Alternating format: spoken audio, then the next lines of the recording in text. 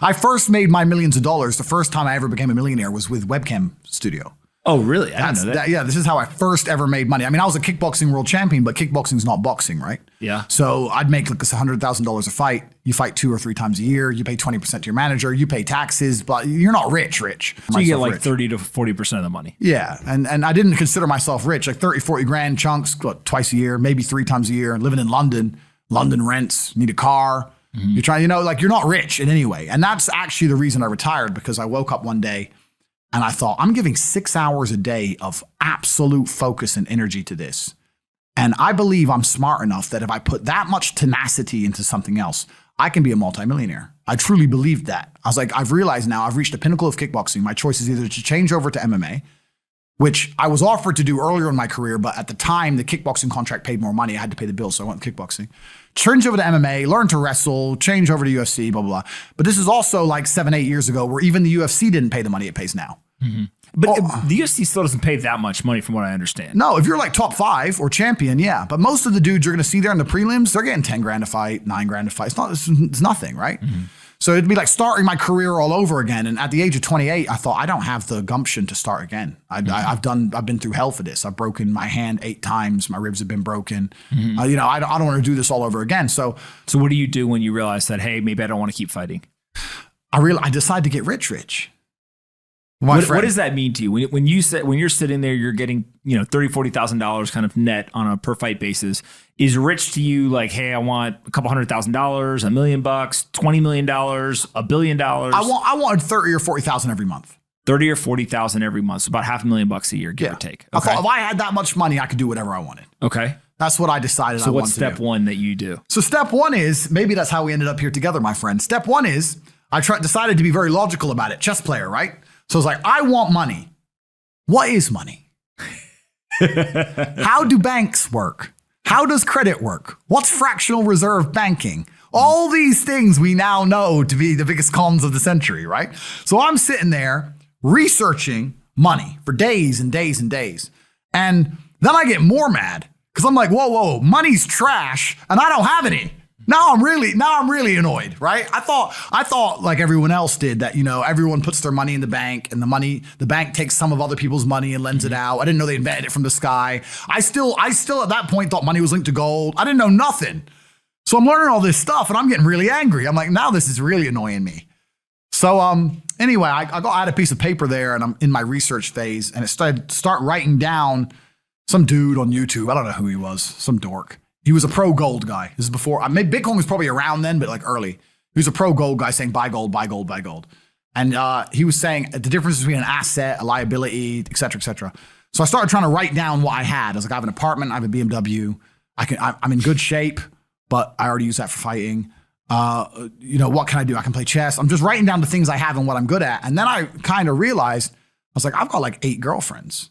But because I was traveling the world, and if you win, you get a ring girl. It's kind of like she's banging the winner, right? You win a world title, you get to choose the ring girl you want. It's pretty easy, right? So I had a girlfriend in Slovakia, I had a girlfriend in France, I had a girlfriend in England, all these girlfriends. Do they know about each other? No. Okay. But they find out pretty soon. So I had all these girlfriends, so I'm like, maybe I could open a strip club and like be a pimp, and, be a gangster about it, And then that opening strip club that's literally the first thing you thought about was open a strip club? Well, I thought I have these beautiful girls. How can this is before like Twitch existed. So I was like, what can I do with these hot girls? I was like, it's just an asset, right? There's these girls and a lot of them were messaging me. They thought I was this millionaire world champion. They all wanted to come London, live with me and thought I was a big boy millionaire and all this stuff. So it's like they do because of social media. Well, partially because of that. And also because they met me. I turn up, I fight, I win the world title, I leave. We're texting each other. They assume I'm this big boy, right? So I'm kind of like, what am I going to do? What am I going to do? I thought, man, I investigated strip clubs, way too much money. But this asset class of beautiful women was kind of on my mind for a few days. And then by absolute coincidence, I stumbled upon somewhere on the internet. I was on one of those websites where you used to download like free games and bullshit from. And in the corner somewhere it said, hot girls want to talk to you now or something. I said, hot girls. So I clicked on that, not because I was interested, but because I thought I have hot girls. And it was one of those webcam websites. And I was like, so these girls sit here and talk to dudes for money. So I'm going to get my girls to and they're naked. They're just talking. How does it work? It's 50-50. I mean, it depends on the girl, depends what she wants to do. But the majority of the job is not based around being naked. The majority of the job is based around being entertaining and being easy to talk to. And the guys who are talking to you need to find you, that you need to remember their name, remember their dog's name. You have to be smart. You can't just be a girl and be a bimbo and be naked and make money. You have to be really smart, charming, interesting, happy all the time, positive. Mm-hmm. And I thought, I'm going to try this. So I messaged all 5 of my girlfriends, told them I had a job for them, explained to them what I was going to do. I was going to launch this company. 4 of them agreed. All 4 flew in, sat around the same table. They were all like, who's she, who's she, who's she? I'm like, well, you're all my girlfriends. 2 more left. And then 2 stayed.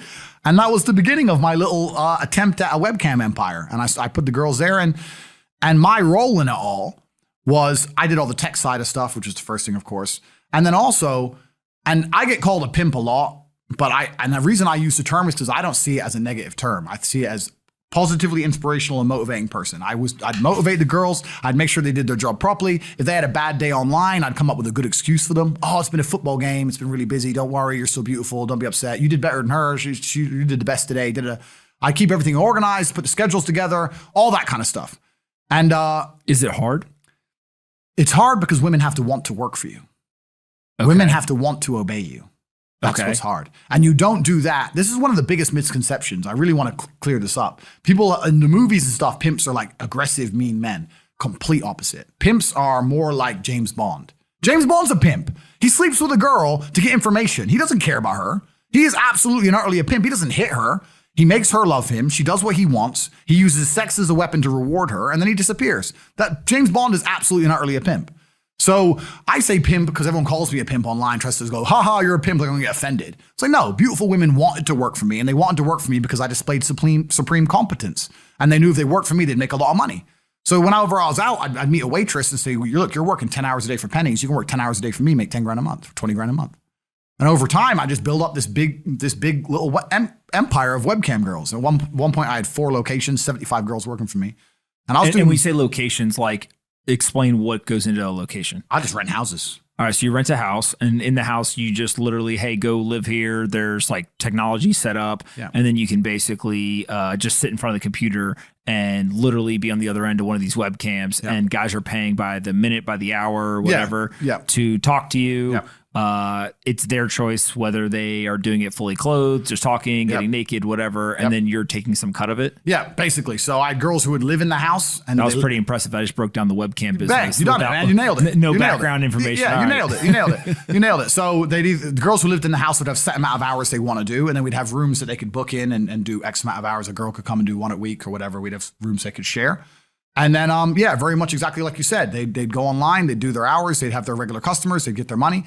And then I'd take around half of the money, around 50%. You take 50%. Around 50%. Okay. Is that high or low compared to the rest of the industry? I'll tell you why it's very low. It's low because every time a girl would quit and try and do it by herself, she'd make a fraction of the money overall because she hasn't got the instruction. She hasn't got the motivation. She's just lazy with it, right? And women have a very different mentality to money than men. If you show a woman how to make $1,000 in an hour, she'll think, I only have to work an hour a week.